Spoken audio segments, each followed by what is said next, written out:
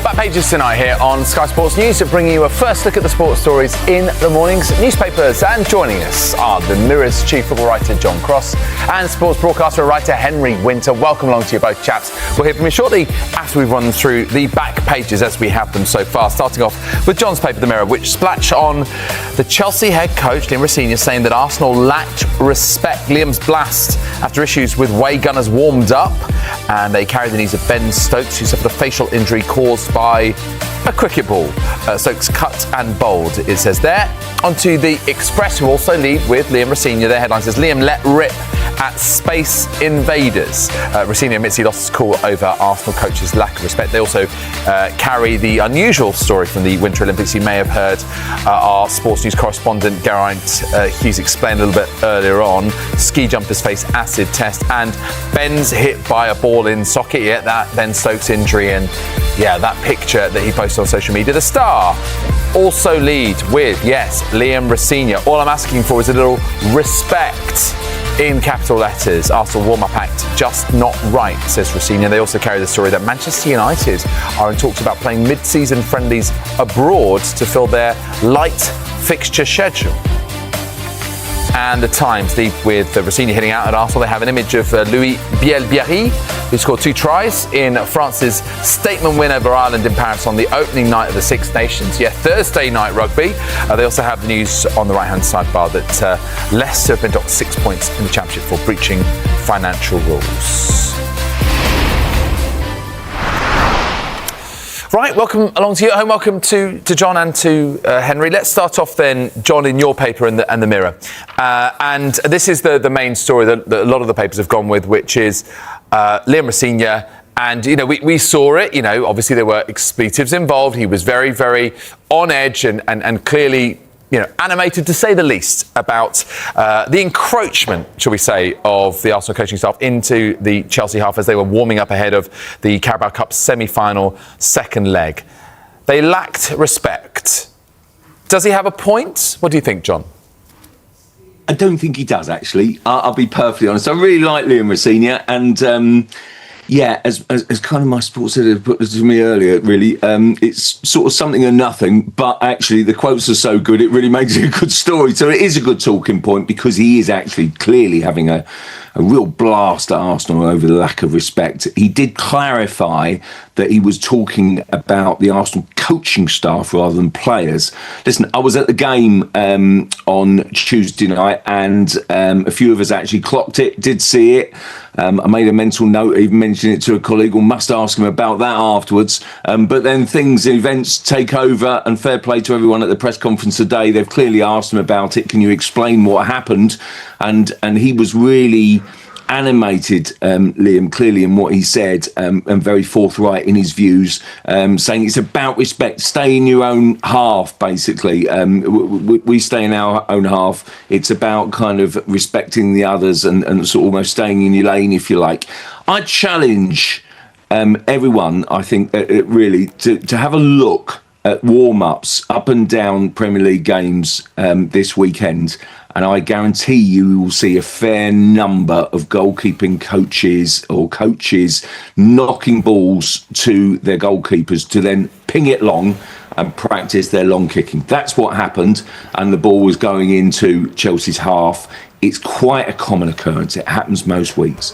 But what really interests me about this is Liam Rosenior, who I like a lot. I think he's making a really positive, strong impression at Chelsea. He likes to get himself whipped up before games. That's part of his, I think, his coaching mantra, if you like. And I think he's kind of seized on this, if you like, really, to kind of show his passion and his desire and his determination, hoping it might rub off on his players in the performance. And he's kind of seized on this and really to show his sort of kind of power and strength, if you like. I don't think there's too much wrong in really what has gone on. I do think, you know, they're sort of aiming mean, these respect comments creates a very strong, powerful headline. It will certainly I'm sure that Mikel Arteta will be asked about it at his press conference on Friday, and it'll be good to kind of knock about soap opera stuff and perhaps increase a little bit of bad blood between the clubs before then next meeting, which isn't too far away. But look, it's an interesting story, and it did catch the eye, and I can totally understand why it commands and demands many back pages and many back page column inches tomorrow. Yeah, do you know what? I just want to take on that point that you've mentioned towards the end of your answer there, John. Henry, how much is this about, what Liam Rosenior is painting as his own picture of what he is presenting outwardly, this authoritative figure that he wants to be considered as, because obviously he's still quite young in managerial terms and relatively inexperienced in managerial terms. Was this almost a more deliberate move than maybe it would originally have seemed? I think there are bigger things that could have been focused on. Gittins' injury, Garnacho's lack of form, Cole Palmer, I think he's fit for this weekend, which is good, but clearly his minutes are being managed. I think there are more significant issues around the Chelsea team than this.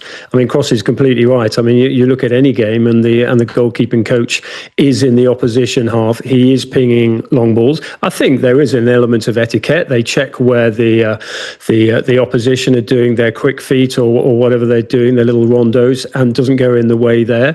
But coming back to your question, I mean, these headlines are great. The Respect, Space Invaders, I particularly enjoyed. I think it's in the Express. But I think there is an element of a performative side to Liam Rosenior. He is quite upfront, but he's always been like this. Whenever you've interviewed him, and I've interviewed him at Derby and at Hull, and also at Strasbourg, the issue there is that he could say something and it wouldn't be back page headlines. And I can understand why the sports editors have picked up on this, because it is quite fun, and we do like sort of adversarial elements between clubs. But he has to be a little bit careful with what he says, and this is not the first time that he's said something. He should be able to sort of see the head. He's very bright, as Crossy says. He's a very bright young coach, very bright individual. He should be able to see the headlines coming. And look, I'm sure some Chelsea fans will quite like it that he's being a little bit feisty. But if you do things like that, do it after you've won. Don't do it when it looks a little bit like, is he trying to distract, or is that just him? I think an element of it is Liam. He has this huge belief in himself. 6 wins in 8 games is a good start. His career started superbly, but just tone it down a little bit with your public comments. Yeah, okay. And indeed, I mean, the only side that have beaten his Chelsea are Arsenal in the 2 legs of the Carabao Cup semis. Let's move on to a man who's also sort of like, let's say, putting it out there, and that's Tijani Reinders. And in the back of the Mirror, City on a mission for 4. But what Tijani Reinders is saying here, remember that, he's still a relatively recent recruit in terms of, Manchester City and the transfers they've done, wants to ruin the quadruple bid, but also keep alive Manchester City's, because they are still fighting in 4 competitions. But it's interesting because normally it's City who are on for the quad. And what does this say, John? Is this desperation? Is this, a kind of desperate attempt at a psychological blow ahead of the Carabao Cup final, which, isn't for another 6 weeks or so? I think it's really significant, David. I do. I think that this final will give the winners so much confidence and belief.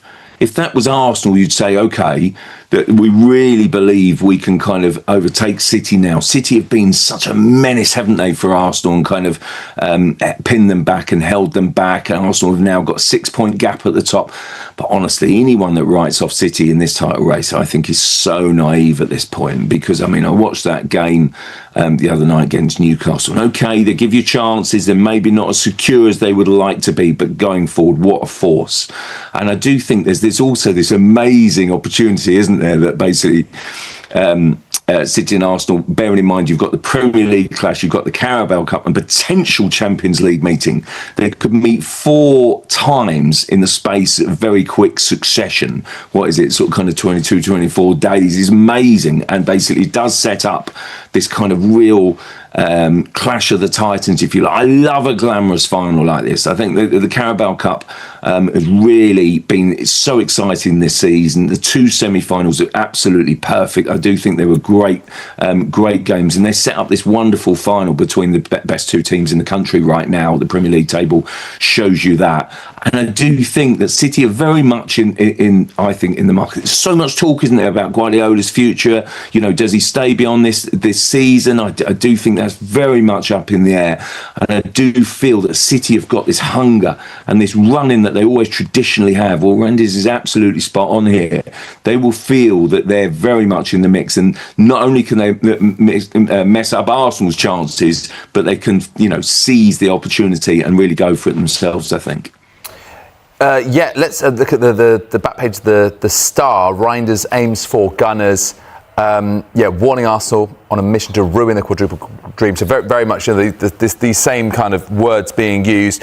What do you read from that, Henry? Is it, as John says, yes, we've got this hunger, or does it feel like this kind of, it's an attempt to start this psychological war that's going to endure over potentially the next few months? I mean, he might just have been answering a question of, do you want to win all the trophies? Which you flip that, and it's actually saying that we don't want Arsenal to win the trophies. You wouldn't expect him to say anything else. He's a fairly sort of, not necessarily outspoken, but forthright individual, and he's answering the question. I think it's fantastic news for the Carabao Cup, the fact that we're previewing it almost sort of 5-6 weeks in advance. I mean, 15, 20 years ago, Crossy and I can remember when we were writing off, or certainly I was writing off the competition. I thought that it would absolutely disappear. But look, you've got, as Crossy says, two big glamorous teams absolutely fighting it out, and it's great news for the revenue going into the EFL, which is really important as well. So absolutely. But what else is he going to say? He's going to say we want to compete for these things. But the Arsenal fans I speak to will be absolutely very happy with one trophy this season, as long as it's the Premier League. Crossy lives in the area. He knows a lot of the people at the club as well as the fans. If they finish with the Premier League trophy, having waited so long since the great Invincibles of 2004, that will be enough for Arsenal. But of course, this is a great trophy as well. Jose Mourinho, when he went into Chelsea, one of the first things he said is, let's win this, because it gives you a bit of momentum as well, give a little bit of belief as well. But I think when Reinders and other people are talking about their own team's hunger, well, just talk to Declan Rice. I don't think Arsenal are short of hunger either. Yeah, and you're right. It is a proper glamorous final, John. And, when it's Arsenal-Manchester City, of course, but last year we had, last season, the stories of the long trophy droughts being ended. Newcastle in the in the Carabao Cup and Crystal Palace in the FA Cup. Speaking of Newcastle, let's go to the Sun. A ton of trouble. Star Sandro Tonali, so frustrated at Newcastle, in Gary Stanhouse's piece, saying that he was linked with a deadline day move to Arsenal, City, Chelsea, also huge admirers of him. Obviously, that didn't result in anything this time around. John, how do you think the future lies for Sandro Tonali? Like Newcastle, do they need to keep going up the gears to keep him happy, or do you think that he's going to outgrow them? Yeah, it's a really interesting story. It's really caught my eye. Gary Stonehouse is the Sun's North East man. And I must say, this week, I think you'd probably have to be a little bit naive to think that there's not something in this story. I do think Tonali is such a good footballer, and he's really evolved, hasn't he? Obviously, he's been involved in controversy and some time away, but now that he's been into this groove, I think he's fantastic. I do think he's marauding. He's got unbelievable energy, and he's definitely catching the eye because of his physicality as well. He's such a key part, and I do think when you are at that status, you must be eyeing trophies and opportunities to win trophies. And at the moment, it's playing out difficult, really in a difficult fashion, isn't it, for Newcastle? Another disappointment on Wednesday night. And I just feel as if when suddenly, it was your colleague, David, wasn't it, kind of from Sky Germany, I think, reporting right. basically... Yep. interest in Tonali from Arsenal. Well, listen, I don't think Arsenal would have the scope at this stage to do a deal, but so I think that was almost one that they couldn't consider at this point in time. But I immediately think, and I imagine a lot of viewers would be thinking, wow, is this speaking to kind of Tonali being a little bit restless? Newcastle immediately said, no, he's happy here. They're absolutely confident the player wants to stay, and they're determined to keep the player. But I do think that there'll be so many admirers, and if Newcastle then, still in the Champions League, of course, but if they don't then renew their place for next season, you do begin to wonder, is this another player? And look, it does speak, I'm afraid, doesn't it, to kind of the transfer saga of Alexander Isak last summer. When you allow a big name player to go like that, then you've got other players looking at it and saying, well, okay, if they can't fulfil my dreams here, they've let someone go. And that's always the danger. I'd love to see Newcastle do really well, but I do think that Tonali, I think that's kind of the stories and the interest might grow over the next few months if they cannot get back to where they really want to be. Yeah. Watch this space on that one. OK, thank you very much, gents. We're going to take a quick break. When we come back, we'll look at more of these sports stories in the morning's papers, including this in the Times. Leicester docked points. And in the Six Nations, Ireland's nightmare in Paris and injury fear for Faye Weboso. And this in the Mirror, Jan the man for United. Back in a couple of minutes.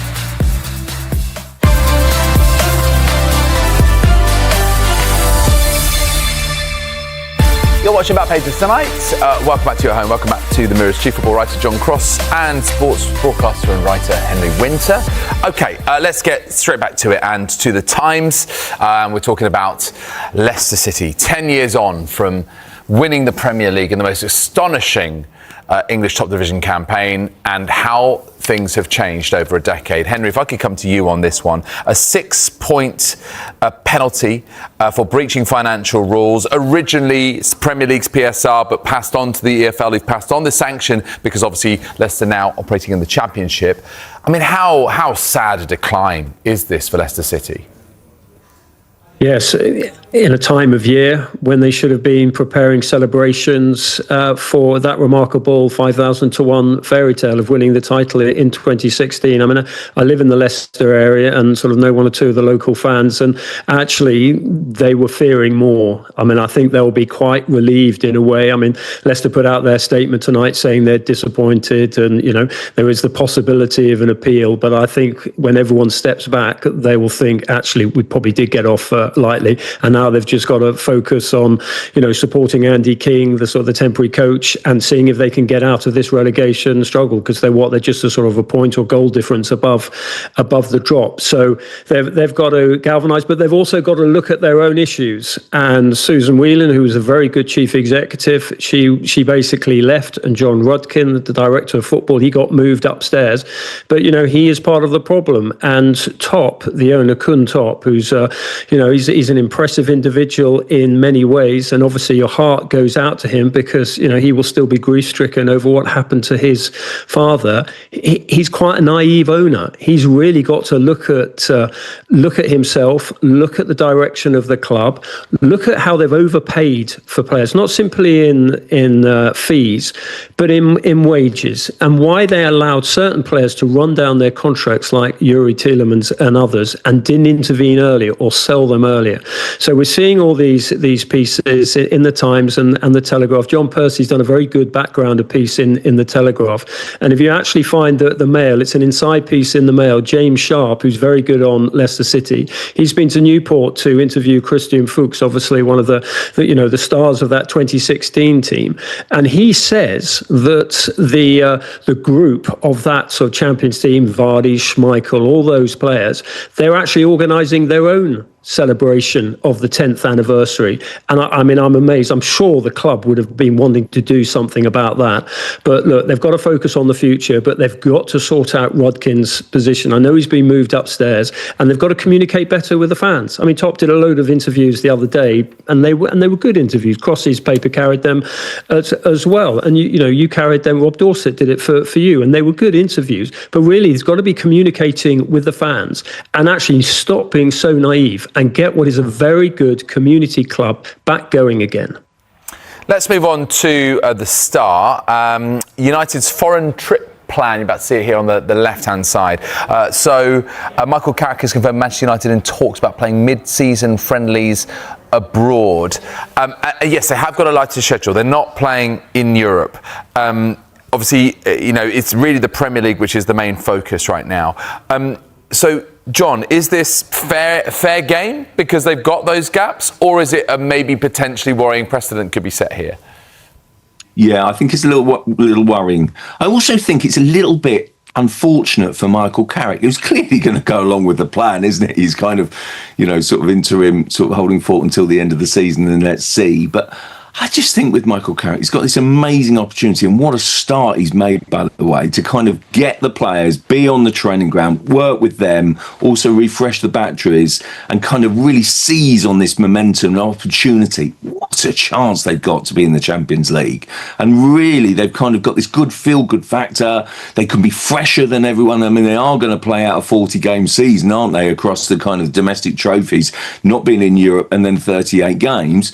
And I don't know whether everyone's absolutely clocked this, but there's this amazing gap of about, I don't know, it's the best part of 3 weeks, really, of no Premier League games, international break, and basically FA Cup almost either side. And yeah, there's a window of opportunity there that United, and within this report, is immediately mentioning Saudi Arabia. And basically, it just feels to me, yes, it's commercial, yes, they could make some money out of it, but it feels to me what a shame and what an opportunity that missed, I think, personally. Into your paper, John, but questions coming your way, Henry, and it's on, only 3 days after the last transfer window has closed. In the Mirror, Jan the man for United. So here's a name for you guys to focus on. Jan Diomande, RB Leipzig winger, Manchester United ready to battle Liverpool and Paris Saint-Germain. If you look towards the bottom, what we can see of Tyrone Marshall's piece, reports in Germany have suggested Leipzig have slapped an £87.1 million price tag on Diomande. So already, the battle lines are being drawn ahead of what could be another big summer window, Henry. Well, Tyrone's very well connected. I mean, it's a fascinating piece. And the word that most excites me in the whole piece is the word winger, because I think that implies that the dreadful wing-back experiment under Ruben Amorim, that is clearly very much in the past. It'd be interesting to see whether Carrick actually has any influence in dealing with the sort of sporting directors and Ineos in terms of the direction and of these players. Because although Michael Carrick's sort of fate, in a way, his future is going to be decided rightly at the end of the season, Manchester United still have to start preparing for next season. And if they are going for wingers and talented wingers like this, apparently it's £87 million they're asking at the moment. I'm sure that will come down a bit. But, that is good news. And it shows that maybe Michael Carrick is having some influence on that side. But yeah, the fact they're going for a winger is absolutely brilliant. But they'll need a few trips to Saudi Arabia in March. And if it is £5 million a pop, maybe they'll sort of get a couple of those games in, and it will go towards bringing players like this in. Let's finally just do a little bit on Ben Stokes. We've got about 30 seconds. John, I'm going to send this one your way. In the back of your paper, The Mirror, look at that picture of Ben Stokes. He's been injured by a nasty interaction with, guess what, a cricket ball. But this is peak Stokes, isn't it? Yeah, it is really. David, what I quite like about this is, he's not had the happiest time in recent times, but he's still, despite the Ashes disaster, he's still got his sense of humour by saying you should see the state of the ball. It was amazing. He was taking a little sort of an academy session at Durham, and basically, according to John Etheridge in The Sun, a sort of an 18-year-old batter basically smashed it, and Stokes was standing near the nets and got it full on in the face, basically, but he's still able to laugh. Yeah. Good story, this one. Yeah, great picture, and taking it with that little bit of humour as he does. Thank you, John. Thank you, Henry. I really appreciate your company this evening. Mikel Arteta's work at Arsenal is being viewed in an even brighter light after the recent coaching shakeups elsewhere. With Chelsea parting ways with Enzo Maresca and Manchester United moving on from Ruben Amorim, the contrast is hard to miss. Arsenal has kept moving forward under Arteta, giving him time through difficult stretches, and now seeing the payoff as the club pushes again in the Premier League title race. It also raises a bigger question about strategy. While Chelsea and United are changing direction again, Arteta has been in place for more than 6 years, outlasting a long list of managers across those two clubs in that span. That stability has become part of the story, and it was a major talking point on the Seeing Red podcast with Tom Canton and John Cross. Beyond reacting to Amorim's dismissal and breaking down wins over Aston Villa and Bournemouth, plus Manchester City's loss to Chelsea, the conversation kept returning to one core idea: structure. Not just who is the coach, but how much power that coach has, and whether the club is built to support a long-term project. Cross pointed to Arsenal as a rare example of patience turning into real strength. He argued that Arsenal's willingness to back Arteta through the messy early phases helped create the stable position they're in now, and that this kind of time and support investment is what can turn a club into something truly solid. Canton's response was sharp and honest. Arteta's arc, he said, has almost become a problem for other clubs, because it tempts them to keep coaches they probably shouldn't. But at the same time, it's still the best example of what can happen when you hire the right person and actually give them time. And that time wasn't smooth. The discussion highlighted how Arsenal could easily have pulled the plug early. 2 8th-place finishes, then 5th, missing out on the Champions League, and a Europa League semi-final exit to Unai Emery's Villarreal. Any of those moments could have pushed a club into panic mode. Instead, the argument is that Arsenal recognized the bigger reality. Arteta didn't have the resources to compete at the required level right away. The squad needed a rebuild. The roster needed to be refreshed. That's where the comparison to Chelsea and United becomes even more pointed. The podcast suggested that recruitment and decision-making structure are often what determine whether a coach survives. If signings don't land, results suffer.